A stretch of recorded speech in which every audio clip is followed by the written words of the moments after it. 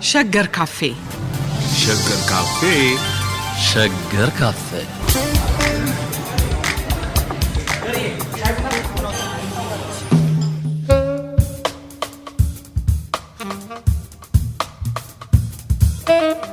በጦርነቱ ምክንያት የነበረው የሞቢላይዜሽን እንቅስቃሴ ምን ይመስል እንደነበር በተለያዩ አውዶች እንዲሁም በተለያዩ የመተንተኛ ማዕቀፎች የመመርመሩ ሂደት ዛሬም ቀጥሏል። የሸገር ካፌ ባለጠረጴዛዎቹ ዶክተር ተካልኝ ወልደ ማርያም ከዚሁ ከሸገር ስቱዲዮ፣ ዶክተር ዮናስ አሽኔ በበይነ መረብ ከኛ ጋር ናቸው። ስለመጣችሁ በድጋሚ እንደገና በጣም አመሰግናለሁ።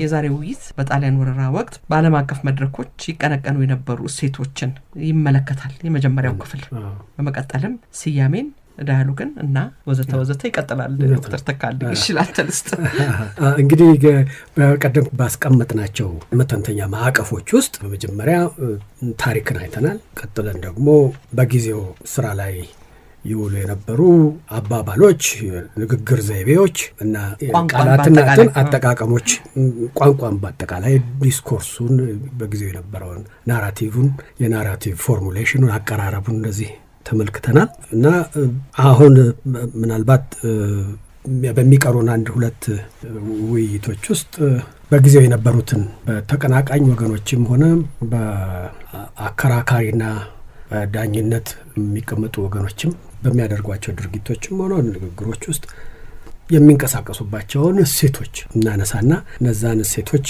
እንዴት ሁለቱም ተከራካሪ ወገኖች ተጠቀሙባቸው፣ በተለይ የኢትዮጵያ ጸረ ፋሺዝም፣ ጸረ ወረራ፣ ጸረ ኮሎኒያል እንቅስቃሴ ትግል እንዴት ተጠቀሙባቸው የሚለው ላይ እንነጋገራለን እና ከዛ ቀጥሎ ወደ ስትራቴጂዎቹ፣ ወደ ፖለቲካው፣ ወደ ዳያሎጉ እንገባለን።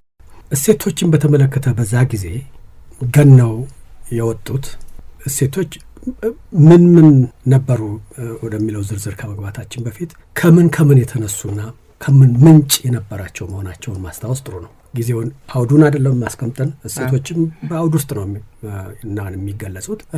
አውዱ ምንድን ነበር፣ ምንጫቸው ምን ነበር የሚለውን ነገር ስናይ ሁለት ነገሮች ይታዩኛል። እኔ አንደኛው በአውሮፓ የቀደመ ታሪክ ውስጥ ቢያንስ ከ16ኛው ክፍለ ዘመን ጀምሮ በ17ኛው እና በ18ኛው ክፍለ ዘመን እየገነነ የመጣው የአብርሆት ዘመን፣ የኢንላይትንመንት ዘመን ዋና እሳቢዎች አዲስ ይዟቸው የመጣው የአብርሆት ዘመን፣ አብርሆት ኢንላይትንመንት ይዟቸው የመጣቸው እሳቢዎች አሉ። እነዚህ በተወሰነ ደረጃ ከክርስትና እሳቢዎች ከክርስቲያን ቴዎሎጂ ጋር በተወሰነ ደረጃ በሙግት በተወሰነ ደረጃ ደግሞ በተጓዳኝነት ሲቀነቀኑ የነበሩ ናቸው። አንደኛው ይሄ ነው። የቀደመው የአውሮፓ የራሳቸው ሄሪቴጅ ነው። በተለይ በኢንላይትንመንት ኮንቴክስት፣ በኢንላይትንመንት አውድ ውስጥ ዘመነ አብርሆት አስተሳሰብ ውስጥ ከፍ ብለው የተቀነቀኑ የመጡ እሴቶች ነበሩ። በሁለተኛ ደረጃ ደግሞ የዚህ የክርክሩ ጊዜ የኢትዮጵያ መወረር ጊዜ ገናና እሴቶች ምንጫቸው የመጀመሪያው የዓለም ጦርነት ራሱ ነው። ጦርነቱ በአውሮፓውያንና በምዕራባውያን እስከ ዛሬ ድረስ ባለው የሜሞሪ የትውስታ እንትን የአንደኛው የዓለም ጦርነት አውሮፓውያን አንደኛው የዓለም ጦርነት የሚሉት እስካሁንም ድረስ ትልቁ ጦርነት ተብሎ የሚታሰበው እሱ ነው።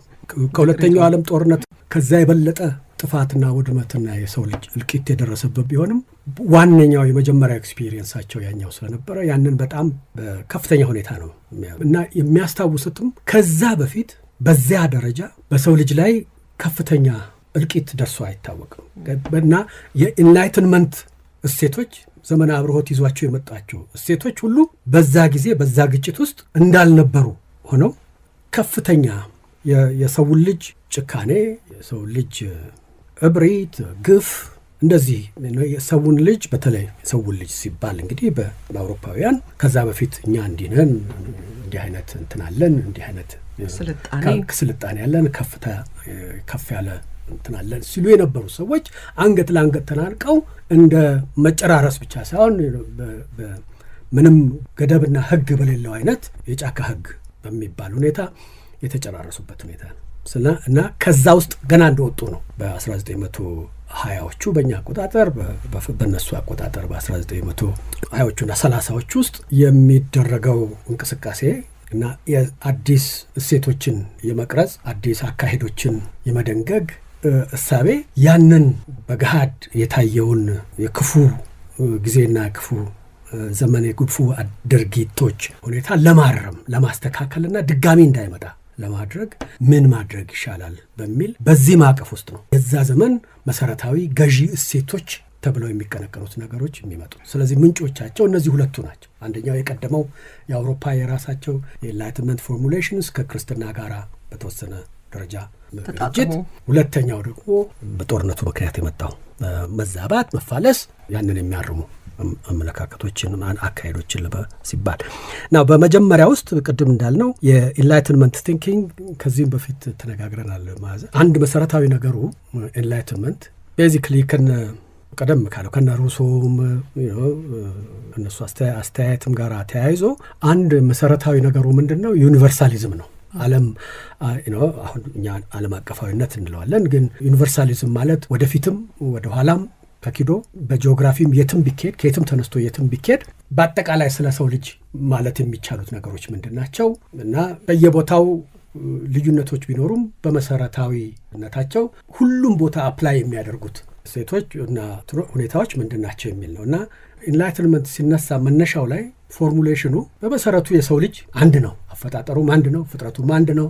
ስለዚህ በሃይማኖቱም ደረጃ ክርስትናም ስታዩ በጌታ ፊት እግዚአብሔር ፊት ሁሉም አንድ ነው፣ እኩል ነው፣ የሰው ልጅ ሰው ነው የሚል ነገር ፎርሙሌሽንስ አለው። ያንን ብለው ሲያበቁ ግን አውሮፓውያን በመሰረታዊነት በሰው ልጅ አንድ ነው as humanity አንድ ነው። ግን at any given time point in time የሰው ልጅ ያለበት ሁኔታ ይለያየዋል። የሰው ልጅ በመሰረቱ እኩል ቢሆንም ማለት በመሰረቱ አንድ አይነት ቢሆንም የሰው ልጅ በተፈጥሮ መለያየት ባይቻልም ነገር ግን የሰው ልጅ ካለበት ሁኔታ እና የኑሮ ዘይቤ ከሚኖርበት ኢንቫይሮንመንት እና ከዛ ጋር ባለው መስተጋብር ምክንያት የሰው ልጅ የተለያየ ሁኔታ ላይ ሊገኝ ይችላል። ስለዚህ በዚህ ምክንያት ከፍ ያሉ የተሻሻሉ የሰለጠኑ ማህበረሰቦች፣ ካልቸሮች፣ አደረጃጀቶች፣ አሰራሮች አሉ እና እነሱም ያው አውሮፓ ውስጥ ነው የሚኖሩት። ሌሎች ግን የሰው ልጆች በሌላ ሁኔታ ውስጥ ያሉ፣ በሌሎች ባህሎች ውስጥ ያሉ፣ በሌሎች የተፈጥሮ ከባቢዎች ውስጥ ያሉ ህዝቦች ዝቅ ባለ ሁኔታ ውስጥ ነው የሚኖሩት። ስለዚህ የአውሮፓውያን ተልእኮ አውሮፓውያን እንደ ካልቸር እንደ ምዕራባውያን ተልእኮ እነዚህን ከፍ ሊሉ የሚገባቸውን ህዝቦች ሄዶ ከፍ ማድረግ ነው። በተለያየ አይነት መልክ ማሰልጠን፣ ማሻሻል፣ ወደኛ ወዳለንበት አይነት ሁኔታ ከፍ ማድረግ ተልእኮ ነው። እሱ እግዚአብሔርም የሚፈቅደው ተልእኮ ነው እና ባህላችንም አስተምህሮቶቻችንም የኛም ንቃትና ልቀት የግድ የሚለን ተልእኮ ነው የሚለው አስተሳሰብ ነው። ስለዚህ ይሄንን ነው ምዕራባውያን በ19ኛው ክፍለ ዘመን እና በ20ኛው ክፍለ ዘመን መጀመሪያ ላይ ወደ ሌላው ዓለም አውሮፓ ምዕራባውያን በተለይ ሲስፋፉ፣ በጦር ኃይል ሲስፋፉ እና የተለያዩ የዓለም ክፍሎችን በስራቸው ሲያስገቡ ተልእኳችን የማሰልጠን ተልእኮ ነው፣ ሲቪላይዚንግ ሚሽን ከዚህ ነው የሚነሳው ብለው ይህንን የኢንላይትመንት እሴቶች የኢንላይትመንት ቫሊዩስ እና የክርስትና ጭምር ምክንያቱም አሰልጣኞች እና የቅኝ ግዛት አካሄድ አራማጆች ወታደሮችና የመንግስት መሪዎች ብቻ አይደሉም፣ ፖለቲከኞች፣ የሃይማኖት መሪዎችም ናቸው እና በዚህ ኮንቴክስት ነው ይህን እንግዲህ እኛ ያለንበትን ሁኔታ ኋላ ቀርነት ይሉታል፣ ሳቬጀሪ ይሉታል፣ ባርባሪዝም ይሉታል። በተለያየ ደረጃ ዝቅ ያሉ ህዝቦች የሚኖሩበት እና አጠራሩ ካቴጎራይዜሽኖቹ ከዛ የሚመጡ ነገሮች ናቸው እና ይሄ በተለያየ ደረጃ የተቀመጠው የሰው ልጅ እርከናዊ አቀማመጥ ተፈጥሯዊ አይደለም፣ እግዚአብሔር የደነገገው አይደለም፣ ሊሻሻል ይገባል። ግን የሚያሻሽለው የማን ኤጀንሲ ነው በሚለው ላይ የኛ ኤጀንሲ ነው የሚለውን ነገር ይዘው ነው እነሱ ይመጡት እና በሁለተኛው ካቴጎሪ ደግሞ ያልኳችሁ ቅድም የአንደኛው የዓለም ጦርነት ኤክስፒሪየንስ ነው። በዛ ምክንያት በጣም ከፍተኛ የሆነ መፋለስና መናጋት ስለነበረ ዋነኛው ከጦርነቱ ማክተም ጀምሮ በሰፊው የታሰበበት የተቀነቀነበት ውይይት የተደረገበት እና መፍትሄ ያስፈልገዋል የተባለው ነገር የሰላም ጉዳይ ነው። ፒስ ኤንድ ሴኪሪቲ እንዴት ነው ይሄ ጋራንቲድ የሚሆነው? ይሄ በቅርብ ጊዜ ያየነው ነገር ተመልሶ እንዳይመጣ ምንድን ነው የዓለም ሰላም እንዴት ነው የሚጠበቀው ከሚለው የመጣ ነው። እና ከዛ ያንን ተከትሎ ነው ሰኪዩር የምንሆነው ሰላም የምንሆነው ሁላችንም በጋራ ስለ ደህንነታችን ኮሌክቲቭሊ በጋራ አብረን በምናደራጀው የሰላምና የሴኪዩሪቲ እሳቤና አደረጃጀት ነው የሚል ኮሌክቲቭ ሴኪዩሪቲ የሚለው ከዚህ ነው የሚወጣው። ሁላችን አብረን ስንቆም አብረን ስንተባበርና አብረን ስንቆም ነው ሰላማችን የምንጠብቀው። በፉክክር ኮንቴክስት ውስጥ በበላይና የበታች ወይም በወዳጅ እና ጠላት በሚል በመቧደን ሳይሆን ምክንያቱም የአንደኛውን የዓለም ጦርነት ያስከተለው አንዱ ረዘም ላለ ጊዜ ይካሄድ የነበረው አውሮፓ ውስጥ በቡድን መሆን አላያንስስ እና የመስራት እና ፉክክር ራይቨልሪ የነበረበት ሁኔታ ስለነበረ እነዚህን የምናስቀርበት የኮሌክቲቭ ሴኪዩሪቲ አሬንጅመንት ያስፈልገናል የሚለው ነገር ነው። ሁለተኛው ሰላምና ጸጥታን ደህንነትን በዓለም ደረጃ ለማስከበር የሚያስፈልገን ግጭቶች በሚፈጠሩበት ጊዜ ማለት አለመስማማቶች መጀመሪያ አለመስማማቶች ወደ ኮንፍሊክት እንዳይሄዱ ዲስፒዩትስ ሲኖሩ የማያስማሙ ነገሮች ሲፈጠሩ እነዚህ ወደ ግጭትና ወደ ጦርነት ወደ ቀውስ ከመሄዳቸው በፊት በምን አይነት መልክ እንደምንይዛቸው የምናስቀምጠው አሰራርና ተቋማት አካሄድ መኖር አለበት የሚል ነው እና በተቻለ መጠን ውይይት ድርድር በማያስማሙ ሀሳቦች ላይ ግጭት ሲኖር ድርድር መኖር አለበት። ከዛ ቀጥሎ ደግሞ የመገላገል የማይስማሙ አካላትን መገላገል እና መዳኘት አጁዲኬሽን አርቢትሬሽን እንደዚሁ ያስፈልጋል። አርቢትሬሽን እና አጁዲኬሽን የተለያዩ ናቸው ዮናስ እንደሚነግረን እና የሚገላግል የሚዳኝ እና መጨረሻ ላይ ደግሞ ይሄ ነው ካንተ ወገን ይሄ therefore ይሄ በዚህ አይነት ይጠናቀቅ ብሎ የሚዳኝም አካል ያስፈልጋል የሚል ነገር እና እነኚህ ከአንደኛው ዓለም ጦርነት ቀውስ የወጡ የሴቶች መንደርደሪያዎች ናቸው። የሴቱ ምንጮቹ እነዚህ ናቸው። ሁለተኛው ከዚሁ ከጦርነቱ ከቀውሱ የመጣው ምንድነው?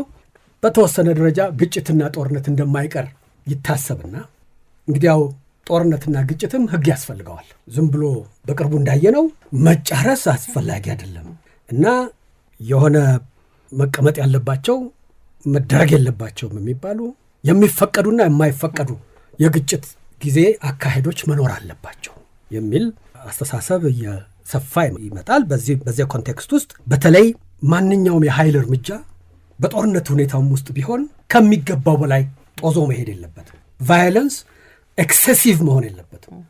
በተለይ አንድ ኃይል በተቀናቃኙ ከቆመው ኃይል ከሚሞግተው ኃይል ከሚዋጋው ኃይል እጅግ በበዛ ሁኔታው ከሚጠይቀው በላይ ሄዶ ኤክሴሲቭሊ መሄድ የለበትም።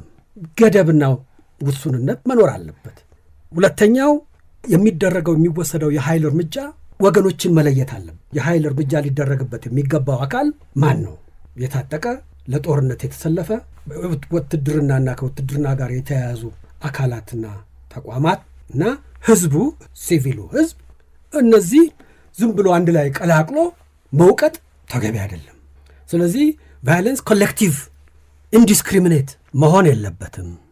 ከዛም አልፎ ዓላማው የማንኛውም ግጭት ውስጥ የገባ ኃይል ይዞ መሄድ ያለበት የሚቀናቀነውን የሚዋጋውን ኃይል ማሸነፍ ነው እንጂ ከዛ ተነስቶ ያንን ምክንያት አድርጎ ህዝብን እንደ ህዝብ የማጥፋት ዘር የማጥፋት ኤክስተርሚኔት የማድረግ እርምጃ ድረስ መሄድ የለበትም እና በተለይ ከዛም አልፎ ጦርነት ተደርጎ በጦርነት ሂደት ውስጥ የሚያዙ ወታደሮች የሚማረኩ ወታደሮች በምን አይነት ነው መያዝ ያለበት? የተያዘና እጁን የሰጠ ሰው ከጦርነቱ ሁኔታ ውስጥ እንደወጣ ተቆጥሮ እንደ ፕሪዝነር ነው እንጂ የሚያዘው በአግባቡ መያዝ አለበት እንጂ እጁን ከሰጠም በኋላ እንደ ጠላት ተቆጥሮ የሚረሸንበት ሁኔታ መከልከል አለበት የሚል አዲስ እሳቤ ይመጣል።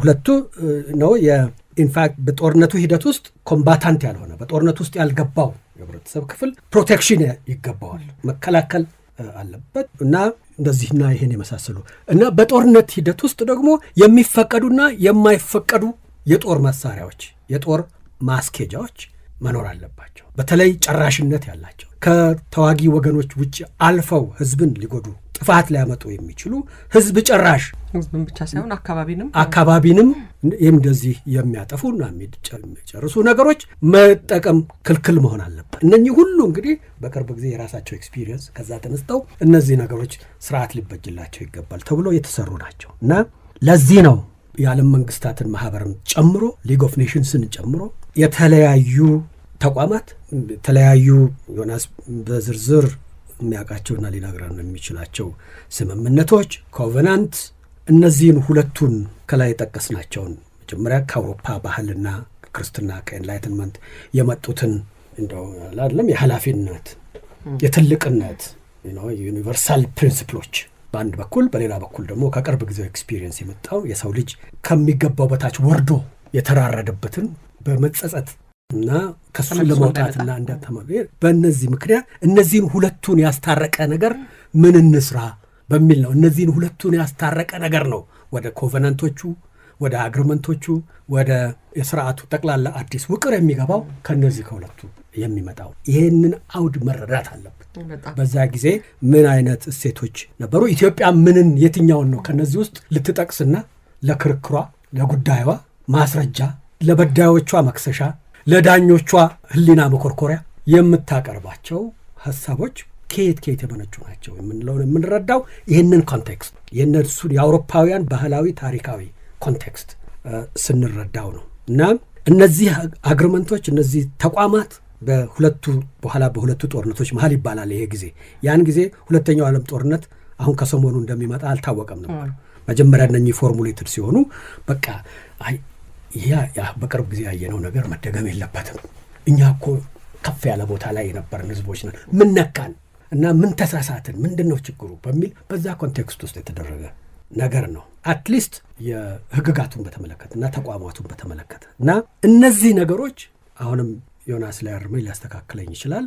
እነዚህ ነገሮች አሁን እንደገና ኮንሲቭድ ሲሆኑ ዝም ብሎ በአውሮፓውያንና በሌሎች ህዝቦች መሃል ወይም በአውሮፓ ዲፕሎማቶች መሃል አውሮፓ ሲነጋገሩ ምናምን ሳይሆን በኢንተርስቴት ሪሌሽንስ ውስጥ አሁን ፓርቲስ በዚህ በአዲሱ እንትን ውስጥ በዓለም አቀፍ ደረጃ የሚደረገው ንግግር በሰው ልጆች መሃል ወይም በዲፕሎማቶች ወይም በወገኖች መሃል ምናምን ሳይሆን በመንግስታት መሃል ነው። እነዚህ ህጎች አማንግ ስቴትስ በስቴትስ መሃል በዛ ጊዜ ደግሞ እንደ ኔሽን ስቴትስ መታየት ይጀምራሉ። ምንም እንኳን ያን ጊዜ ገና ኤምፓየርስ ቢኖሩም ኤምፓየሮችን የማቆየት ደግሞ ተስፈኞችን ባይጠፉም በዛ ጊዜ በዋነኝነት ይሄ ነገር በመንግስታት መሃል ያሉ ግንኙነቶች ኢንተርናሽናል ሪሌሽንስ ሲባል ኢንተርናሽናል ሪሌሽንስ አማንግ ስቴትስ ነው።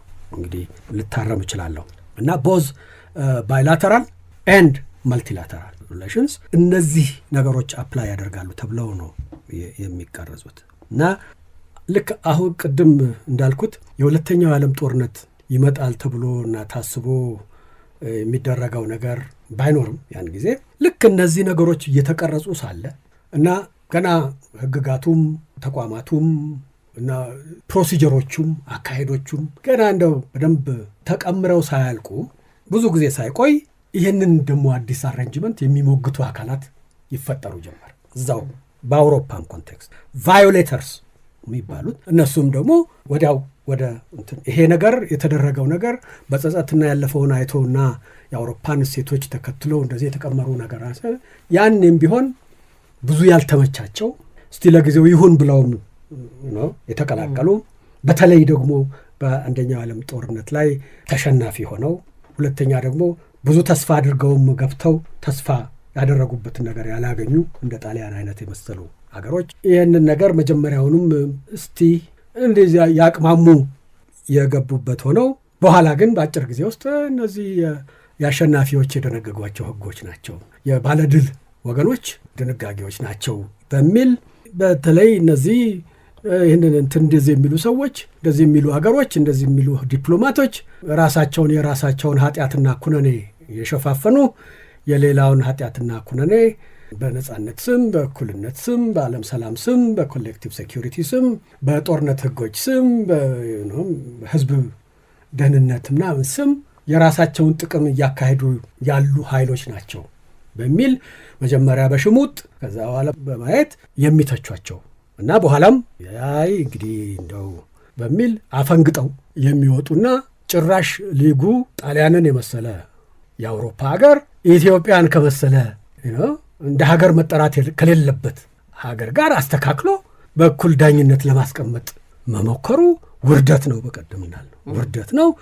ክብር የጣሊያንን ክብር እንደዚሁም ጀርመን እንደዚሁም ሌሎች ወገኖች ተከትለው እነሱን እና ከነሱም በፊት ከነሱም ወገን እዛውም ውስጥ ሆነው ሊጉንና አካሄዱን የሚሞግቱ የኢትዮጵያ ንጉሠ ነገሥት ጀኔቭ ሀሳባቸውን ለማቅረብ መድረክ ሲወጡ የሚረግሟቸው የሚሰድቧቸው አካላት ከዛም በኋላ በተደረገው ብዙ የዲፕሎማቲክ ውይይትና ንግግር በሊጉ ፕላትፎርምም ላይ ኢትዮጵያን እየተቃወሙ ጣሊያንን እየደገፉ የሚናገሩ አካላት ነበሩ እና ይሄው ስርዓት እየተደራጀ እያለ አኩራፊዎቹና ከሳሾቹ ኮናኞቹም ከስር እየተንቀሳቀሱ በኋላ እንቅስቃሴያቸውም ከአኩራፊነት እና ከከሳሽነት አልፎ ወደ አፈንጋጭነትና ወደ ጦርነት ይሄ ነው እና በአንድ በኩል ይሄ ኃይል ነው እንግዲህ ጣሊያን ይህንን ነው ሪፕሬዘንት የሚያደርገው። ኢትዮጵያ ይህንን አዲሱን የተደራጀ ስርዓት ይሄ የዓለምን ስርዓት ያስከብራል፣ ነጻነትን ያስከብራል፣ ጉልበተኛ በሌላው ላይ አስፈላጊ ኃይል እርምጃ መውሰድ የለበትም፣ ግጭት በሚደረግበት ጊዜ አለመስማማት ሲፈጠር የሚፈታበት የሚቋጭበት መንገድ አካሄድ መኖር አለበት። እንደዚህ ያሉ እሴቶችን እንደዚህ ያሉ አስተሳሰቦችን የሚያቀነቅን በዚህ የሚመራ የዓለም ተቋም በሚኖርበት ጊዜ ተገኝቶ ነው እዚህ ውስጥ ማህበርተኛ መሆን፣ ይህንን ጽዋ አብሮ መጠጣት በቃ ከለላን አገኘን እና ምንም እንኳን እነ ጣሊያን እነ ጀርመን ሌሎቹ ይሄ ህግ እኮ ቤዚክሊ ለሰለጠኑ ሀገሮች ይሄ ውስጥ እርስ በርስ መተቻጨት ራስን ወቅሶ ራስን አርሞ ለመስተካከል መሞከር ከፍ ላሉ ዓለም ህዝቦች የተሰራ ነው። ኢትዮጵያ እኮ ገና ለዛ አልበቃችም የሚል ሙግት ደርሶባት ጭምር ሞግታ ኧረ እኔ በዚህ ዝግጅት ላይ ነው ያለሁት እቀበላለሁ የእናንተን የስልጣኔ የበላይነት ግን እኛም ያው ወደዛው እየሄድን ነው መንገድ ጀምረናል። አፄ ኃይለ ሥላሴ አቋርጡ እኔ እኮ በጣም ኢትዮጵያን አውሮፓን መንገድ ለማስያዝ ይሄው ይሄን አድርገናል እና እዛ ውስጥ መግባቱ የበለጠ ያበረታናል እንጂ እናንተን የሚያስገርመው በተደጋጋሚ እንዳልነው ጣሊያን ያን ጊዜ የኢትዮጵያን ማመልከቻ በጠንካራው ነው የደገፈችው። እንግሊዞች እና ሌሎች ወገኖች ሲቃወሙ ኢትዮጵያ እኮ ለዚህ ገና አልበቃችም የሚል ሙግት አድርገው ቢሆንም ኢትዮጵያ ግን ሞግታና ፈልጋ ተለማምጣ የገባችበት ማህበር ነው። ምክንያቱም እነዚህ ቅድም ያስቀመጥናቸው መርሆች እና ተቋማት፣ አሰራሮች፣ አካሄዶች ይጠቅሙኛል፣ ያገለግሉኛል። አደጋ ላይ ያለውን ነጻነቴን በግልጽ ብንነጋገር ነጻነታችንን ለማስጠበቅ ይሄ አይነተኛ ፍቱን መድኃኒት ነው በሚል ነው የተገባው እና እንደ ትልቅ ድል ተደርጎ ነበር የተቆጠረው በዓለም መንግስታት ማህበር ውስጥ የኢትዮጵያ መግባት እና በኋላ የሆነው ሆኖ ጣሊያን ያንን ሁሉ ነገር አድርጎ ሀገሪቱን ሲወር ኢትዮጵያ በዓለም መድረክ ላይ ይዛ የሄደችው ሙግት እነዚህኑ ቅድም ያልናቸውን መርሆችና አስተሳሰቦች እነዚሁኑ በመጥቀስና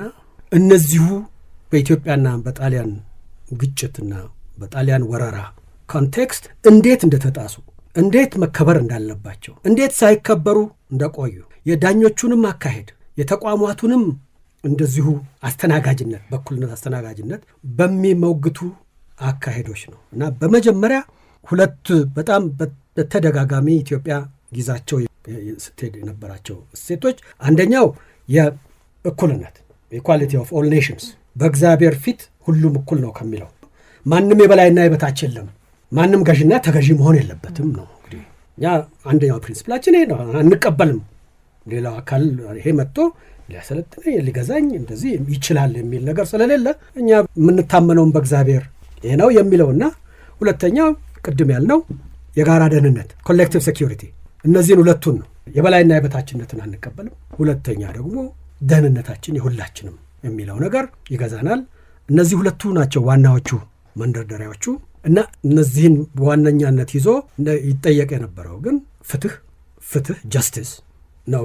ዋናው የኢትዮጵያ ጥያቄ ፍትህ ይገባናል ነው እና ኢፍትሃዊ አሰራሮችን በዛው ልክ የመተቸት ነው። እነዛን ኮልአውት የማድረግ ነው። እነዛን የማጋለጥ ነው።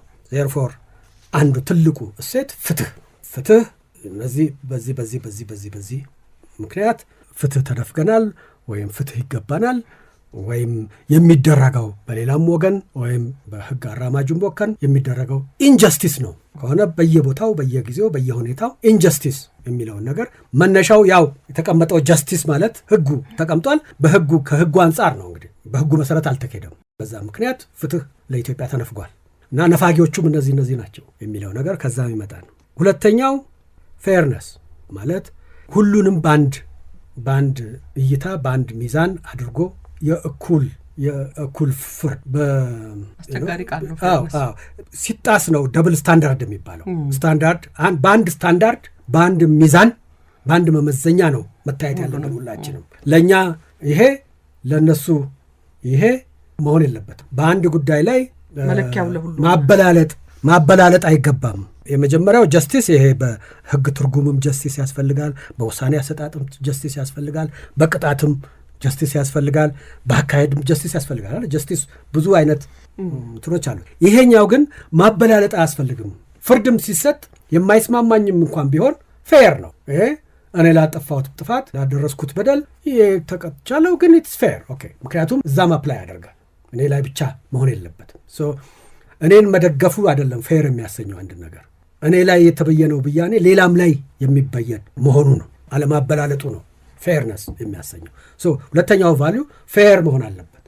የሚሰጠው ውሳኔ የሚደረገው ቅጣት በአካሄድም ቢሆን ሁለት ወገን እይታ ወደ አንዱ ያጋደለ መሆን የለበትም ነው።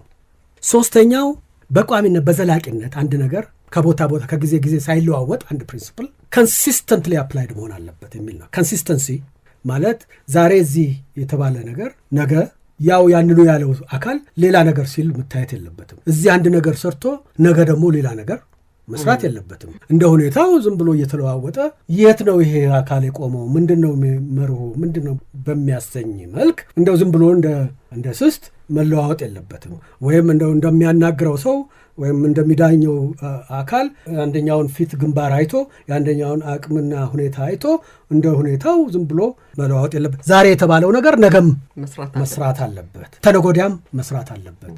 ዘላቂ እሴት ላይ የተመረከተ መርህ ላይ የተመሰረተ ከሆነ እንደዚህ ዝም ብሎ ከፍና ዝቅ ማለት የለበት። ይሄን ኮንሲስተንሲ የሚባለው ይሄንን እንግዲህ ይሄ ሲጣስ ብዙ ጊዜ በህግ ቋንቋ ወይም በፖለቲካል ሳይንስ ቋንቋ ሂፖክሪሲ ነው የሚባለው። ሂፖክሪሲ ማለት ዛሬ ለእኔ የሚመቸኝን ነገር እንደ በቃ ዩኒቨርሳል በቃ ማንም ሰው ሊቀበለው እንደሚገባ ነገር አድርጌ ነገ ያንኑ ዛሬ የተናገርኩትን ነገር ለእኔ ስለማይመቸኝ ሁኔታው በቃ ነገ የምጥሰው ከሆነ ወይም የማልደግመው ከሆነ ወይም ሌላው ሰው ያንኑ ነገር አንስቶ እንደዚህ እኮ ብለህ ነበር፣ በዚህ መሰረት ነው ምናምነው፣ ያው ተስማማ ነው በዚህ ነው ያው በሚለኝ ጊዜ ያ በዛ ጊዜ አሁን ደግሞ ሌላ ተብሎ እንደዚህ ለሁሉም ብለሽ ያወጣሽው ህግ ለራስሽ አፕላይ ማድረግ በሚኖርበት ጊዜ ስትሞግችው ሂፖክሪት ሆነ ሀል ነው የሚባለው። እና ኢትዮጵያ ለምዕራባውያን በዓለም መንግስታት ማህበር ውስጥ ያሉ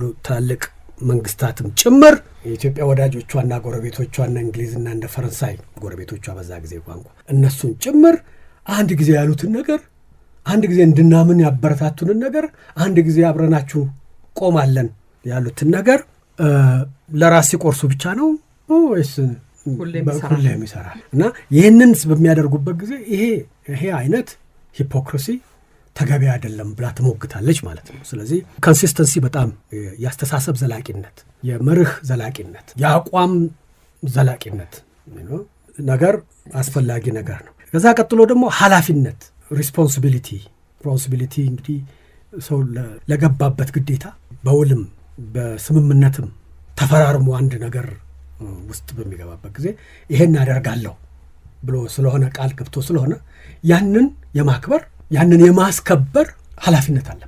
ዝም ብሎ ያው ተስማምቻለሁ እንግዲህ እነዚህ አልተስማሙም እነሱ ይለይላቸው ብለሽ መቀመጣችን ህጉን እናስከብራለን በጋራ እናስከብራለን ተብሎ አካላት ተወስኖለት ተመድቦለት ሹማምንት ተሹመውለት ህግ ወጥቶለት ድንጋጌ አሰራር ተቀምጦለት የሚካሄድ ነገር ያንን ነገር በኃላፊነት በተለያየ ደረጃ የሚያስፈጽሙና የሚከታተሉ ኃላፊዎች መኖር አለባቸው። ስለዚህ ሪስፖንሲቢሊቲ በጣም ትልቅ ቫልዩ ነው በዛ ጊዜ በዓለም አቀፍ የአካሄድ እሴት ውስጥ እና ይሄም ሲዘነጋ ይሄም አንድን ወገን በሚጠቅም መልክ ሆኖ ችላ ሲባል የኃላፊነት ጉድለትን ያስከትላል። የተበደልኩ የሚለው ወገን ይህንን ጠቅሶ ይሞክታል። ይህንን እናስከብራለን የተባለው ይህን አምነን እዚህ የገባ ነው እነዚህን አካላትና ኃላፊነታቸውን መወጣት ሲገባቸው በዚህ ሁኔታ ላይ አድርገውናል የሚል ሙግት ይቀርባል እና ሪስፖንሲቢሊቲ በጣም እንትን ነው እና በመጨረሻም እኔ እስከታየኝ ድረስ ነው እንግዲህ በህግጋትና በደንብና በአካሄድ ባይጠቀስም እንደ ትልቅ እሴት ከዛ ጊዜ ጀምሮ በተለይ በዓለም አቀፍ ግንኙነቶች ውስጥ መቀንቀን የጀመረና የጎላም የመጣ አሁንም ከኛ ጋር ያለ እሴት ምንድን ነው? ሰው ለቃሉ አንድ መንግስት ወይም አንድ አካል ወይም አንድ ድርጅት ወይም አንድ አወቃቀር ለቆመበት ነገር ከልቡ መሞገትና መስራት አለበት ብቻ ሳይሆን አንዳንድ አስቸጋሪ ነገር ሲመጣም ቆራጥነት ያስፈልገዋል፣ ከሬጅ ያስፈልገዋል። ያንን ለመከላከል ያንን ለማስኬድ የሚከፈልን ዋጋ ለመክፈል ጭምር ዝግጁ መሆን አለበት። በአክሽን ያንን ነገር መተርጎም አለበት። የአፍ ንግግር ብቻውን በቂ አይደለም። ከልብ እየፈሩና እየሸሹ በአፍ ብቻ ነገሮችን ማሳመር፣ ለተናገሩት፣ ላቀነቀኑት፣ ላራመዱት በሰበካ ብቻ ነገሮችን ትተው እና ደግሞ እንደው በቃ እንቅጣም እንኮንንም እንውቀስም ሲሉ እንደው በቃ ዝም ብሎ ሚኒማል ኮስት እነሱ ላይ በሚያስከትል አይነት ነገር ማድረግ የለባቸውም። ከሬጅ፣ ጀግንነት፣ ቆራጥነት ያስፈልጋል። ለመርህ መቆም በቃል ብቻ ሳይሆን በምግባር በድርጊት መቆም ያስፈልጋል የሚል መርህ አለ። ኢትዮጵያም እነዚህ ብዙ የተባሉ ድንጋጌዎችና መርሆችና አካሄዶችና አሰራሮች፣ የፍትህ አስተዳደር እነዚህ ሁሉ ሲዛቡባት እንደ አባል መንግስታቱ ማህበር አባል የምትኮንንበት፣ የምትወቅስበት፣ የምትጮህበት እንትን እንዲህ ተብሏል፣ ግን እንዲህ ሲደረግ ምንም አልተደረገም እና እንደውም በግልጽ በአደባባይ ባይሉትም እንደው በቃ እነኚህን የሚረብሹ ጣሊያንን ፍራቻ ጣሊያንን ለማባበል ጣሊያንን እንደው በቃ እንትን ለማለት አውሮፓውያን እና ትላልቆቹ መንግስታት በተለይ ሰበካ ብቻ ሆኑ፣ ደፍረው አልቆሙም ለነኛ እና የኢትዮጵያም ሁኔታ የሚያሳየው ይህን ነው። በጣም ብዙ ሙግት ተከትሎ ነው ጣሊያን ጥፋተኛ ተብላ የምትባለው። ከዛ ደግሞ በምን ትቀጣ ሲባል ትቀጣ ይሄ ማዕቀብ ይደረግባት ግን ይህን አይጨምርም የሚል ከዛ አልፎ ደግሞ በቃ እንግዲህ ያው ጣሊያን የኢትዮጵያ ገዢ ሆና እንወቃት የሚል ነገር እንዴት ነው እንደዚህ የሚሆነው? እንግዲህ እኛ ምን ይደረግ? ይሄ ሁሉ ለፕሪንሲፕል ታማኝ አለመሆን ብቻ ሳይሆን የቆራጥነት ማነስ እና ይሄ ሪስክ አቨርሽ የሆነ አይነት ፖለቲካ ሪስክን ነው እንግዲህ ወደ እንግሊዝ አይምጣ እንጂ ወደ ፈረንሳይ አይምጣ እንጂ ወደዚያ አይምጣ እንጂ እያሉ በቃ ነው በተቻለ መጠን ካስፈለገ እንደውም ቀደም እንዳልኩት አንፌርነስን እና ላክ ኦፍ ኮንሲስተንሲን በሚያሳይ ሂፖክሪሲን በሚያሳይ ፕሪቴንሽየስ የሆነ ነገር የማስመሰል ስራዎችና ሪስክ አቨርሽን ስራዎች ተደርገው ኢትዮጵያን መስዋዕት አድርጎ ጣሊያንን የማባበል እና ይሄ ላክ ኦፍ ካሬጅ እንግዲህ የወንድነት የጀግንነት የምናምን የምንለው አይነት አይደለም። ይሄ ቁርጠኝነት፣ ቆራጥነትና ሀሳብን በተግባር ላመኑበት መቆምና ዋጋ ለመክፈል ሪስክ ሊኖረው ይችላል። ያንን ሪስክም ለመውሰድ ከእሴቶቹ ተነስቶ የሚጠበቁት እነዚህ ናቸው፣ አልተደረጉም የሚል ሙግት ነው ኢትዮጵያ የምታቀርበው እና የምረዳው እንደዚህ ነው። እሴትን በተመለከተ ዮናስ አፈን አልበላህም? አይ በደም የተነተነልን ግን አንድ ሐሳብ እያሰብኩት የነበረው ይሄ በቃልኝ ይሄን ሲነግረን ለዚህ ደግሞ ተቃራኒ ደግሞ ሐሳብ አለ። ሁሌም አብሮት የሚመጣ ባላንስ ኦፍ ፓወር ኃይልን ለሰላም ዋነኛው መሰረቱ የመርህ መደርደር፣ ቃል የመገባባት፣ እሴት የመቀመር፣ ይሄ ኢንተርናሽናሊዝም ዩኒቨርሳሊዝም ዓለም የምንለው ነገር ሐሳቦች የወደፊት ትልሞችን ማለም የሰው ልጅን ወደ አንድ ልክ ካንት እንደሚለው ፍጹማዊ ሰላም የሚመጣበትን ዓለም የመፈለግ አይነት ወደ ተምኔታዊ የሚጠጋ ተብሎ የሚተቹ ደግሞ ሌሎች በኃይል ብቻ ወይንም የኃይልን ሚዛን በመጠበቅ ብቻ ሰላምን እናስጠብቃለን የሚል ደግሞ መሪዎችም አሳቢዎችም ጸሐፊዎችም ይመጡ ነው። ስለዚህ በልክ የመጀመሪያው ዓለም ጦርነትም እንዳበቃ ሊግ ኦፍ ኔሽን ወይም መንግስታቱ ማህበር ሲመሰረት ከጀርባ የነበረው እሳቤ ኮንሰርት ኦፍ ዩሮፓ የዓለም ታሪክ ላይ የአውሮፓ ታሪክ ላይ እንደምናውቀው ትልቅ የሆነ ኢምፓየር ብቻውን ጉምቱ የሆነ ሲመጣ ሌሎች ተባብረው የኃይል ሚዛኑን በማስጠበቅ ሰላም እንዲመጣ ሰላሙን የማስጠበቅ አንዱ ጉልበተኛ ሁሉንም እገዛለሁ እንዳይል የማድረግ ስልት ነው። ይሄ ሰፈር አንድ አምባገነን ብቻ እንዳይመጣ ሌሎች 2 3 እና ይሄ የዋልታ የፖላራይዜሽን ጥያቄም የሚመጣው በዚህ ነው። 2 ወይም 3 ጉልበተኞች ሲመጡ በዛ ያለ ጉልበተኛ ከመጣ ሚዛኑን ከጠበቀ ሰላም ይጠበቃል። እና አጥርን በጥሩ ሁኔታ ማጠር ጸብ እንዳይመጣ ያደርግ መሳሪያ መታጠቅ ጉልበተኛ መስሎ መታየት እነዚህ የሪያሊስት የምንለው ሐሳቢዎች በተለይ የብሔርተኛ ሐሳቢዎች ይሄንን ነበር እና ኢምፓየር ደግሞ መስረት ባለፈው ሳምንት እንዳልከን ኢምፓየር መመስረት የሚፈልጉ ብዙ ነው ያላገኘው የምትል ጣሊያን ጃፓን በጣም መስፋፋት የምትፈልግ የምዕራብና የምስራቁ ዓለም ቻይና ራሷን ችላ መነሳት የምታስብበት በዚህ ደግሞ ሰፊው የአፍሪካን የሌሎች ህዝቦች ደግሞ መጣን የሚሉበት ቀስ እያለ የሚመጣበት የሰልፍ ዲተርሚኔሽን ሐሳብ በግራውም በቀኙም የሚቀነቀንበት በዚህ ጊዜ ኃይል የነጻነትና የሰላም ማስጠበቂያ ሆኖ መገዳደር የመጣበት ነው። ስለዚህ ሊግ ኦፍ ኔሽን ውስጥ ምንም ባለፈው የማይነገር ሁለተኛው ነገር ኢምፓየርን አቅፎ የተቋቋመ ምንም እንኳ እሳቤው ከኢንላይትመንት ከሰላም የማሰብ ወደፊት ዓለምን የምትለውን ነገር የሚያስብ ተቋም ቢሆንም በውስጡ ግን ቅራኔዎች ባለፈው የነገርከን ቅራኔዎች አሉ።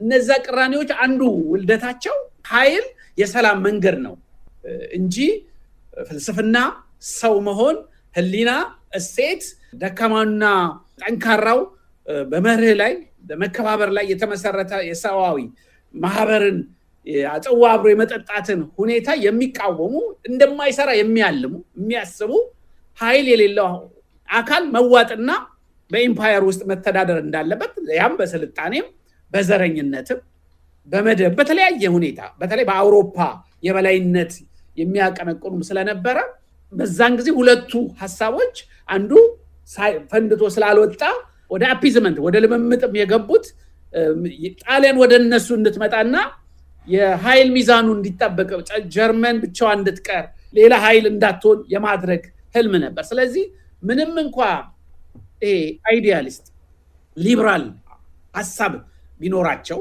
ምንም እንኳ የዓለም ህግን ቢያርቁ ምንም እንኳ ሰላምን፣ ፍትህን፣ እኩልነትን አብሮ ይሄ የመከባበር ግንኙነት ሊግ ኦፍ ኔሽን ኮቨናንቱ ላይ ያለውን ነገር ጦርነትን የማስቀረት ይሄ ወራሪነትን የማስቀረት ህልምና ትልም ቢኖራቸው በሰምና ወርቅ ብናየው ነው። በኪሳቸው የያዙት ግን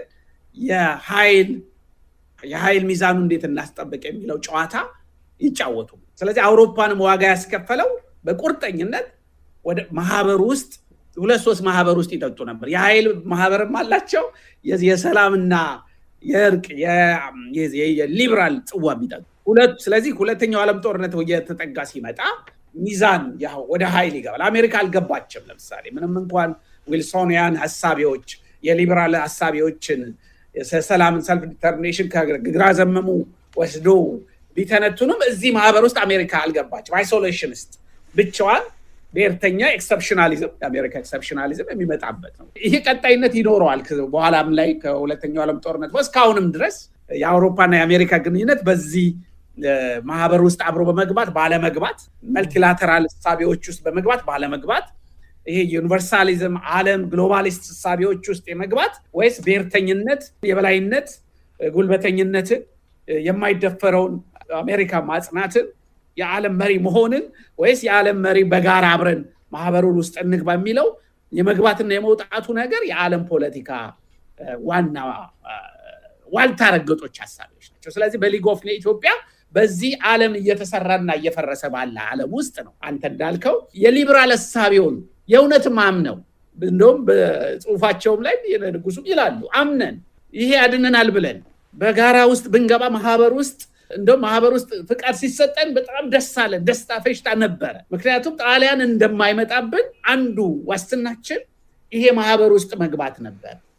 ግን ማህበር ውስጥ መግባታችን ያሳዘነን ነገር ይሄን ነገር አላስቀረም እና ይሄንን ስንል ሌላው ኢትዮጵያ ሌላው ሁለተኛው የሊበራል እሳቤ አራማጆና የምናየው በሊግ ኦፍ ኔሽን ብቻ አልታጠረችም። ሌሎች ወዳጅነት ባለፈውም እንዳልከ አሜሪካ ጋር ወደ ጃፓን ምናምን የምንሄድበትና የሊበራል እሳቤውን የእውነት በዓለም ላይ ቦታዋን የመፈለግ ከድሮም ከነበረው እሴቶች በዚህ በዘመናዊ ዓለም በኢምፔሪያል ዓለም ውስጥ ራሷን የምትታተር ቦታዋን ለማግኘት የምትታተር ሆና የአውሮፓውንም የዓለም የተሰራ ያለውንም ዓለም እሴትም ይዛ እዛ ውስጥ ለመግባት የምታደርገው ትግል ነው ወደ ሁለተኛው የዓለም ጦርነት ዋና አንደኛው ትዕይንት ሆኖ የሚወጣው ማለት ትክክል ነው። ቅድም በተለያየ ደረጃ ይሄ ከጦርነቱ በኋላ የተቀነቀነ አዲስ ጎልቶ የወጣ አልኩ እንጂ ከዛ በፊት የነበሩ በዛም ጊዜ የቀጠሉ በኋላም ጎልቶ የወጡ ይህንን የሚቀናቀኑ ኃይሎች፣ አሰራሮች፣ አስተሳሰቦችና እሴቶች እንኳን ባንላቸው ገፊ ስለሆኑ የበላይነትን ይዘው የሚራመዱ ስለሆኑ አልነበሩም ማለት አይደለም፣ ነበሩ። እነዚህም ስላሉ ነው ሞግቱ እና አኩራፊዎች፣ አፈንጋጮች ምናምን ያልኳቸውም እነሱ ይሄ መርህ ለእኛ አፕላይ አያደርግም፣ እኛ ላይ አፕላይ አያደርግም፣ እንደው መጨረሻ ላይ ታውት ጭራሹ ነው ብለው አፈንጋጮች ኃይሎች እነሱም ይዟቸው የሚነሱት መጨረሻ ላይ አሁን እናንተ እዚህ የምትነግሩንም ሁሉ መቀበል የተገደድነው እኮ በኃይል ስለተሸነፍን ነው። ስለዚህ እኛም በኃይል አቅማችንን እንደገና ስናሰባስብ ነው እስቲ እንነጋገራለን እውነት እንደሆን የሚባለው ሁሉ ዘመን ተሻጋሪ ይሁን አይሁን እናያለን ብለው የሚሉት እና በኋላ ወደ ሁለተኛው የዓለም የአውሮፓውያን ምዕራባውያንን ብለው ጦርነት ስንደርስና ከዛ በኋላ የበለጠ እየገነነ የመጣ የትልቅ የበላይና የበታች አክተሮቹ ይቀያየራሉ፣ መርሆቹም ቱን ይላሉ። እነዛን መርሆች ለመረዳት ግን ቅድም አሁን እናነሳለን ያልነው ወደ ካቴጎሪዎቹ ወደ መሰያየሞቹ እንግባ።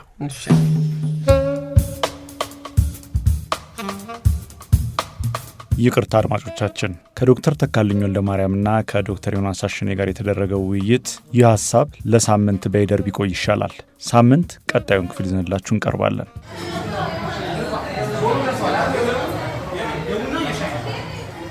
ሸገር ካፌ ሸገር ካፌ ሸገር ካፌ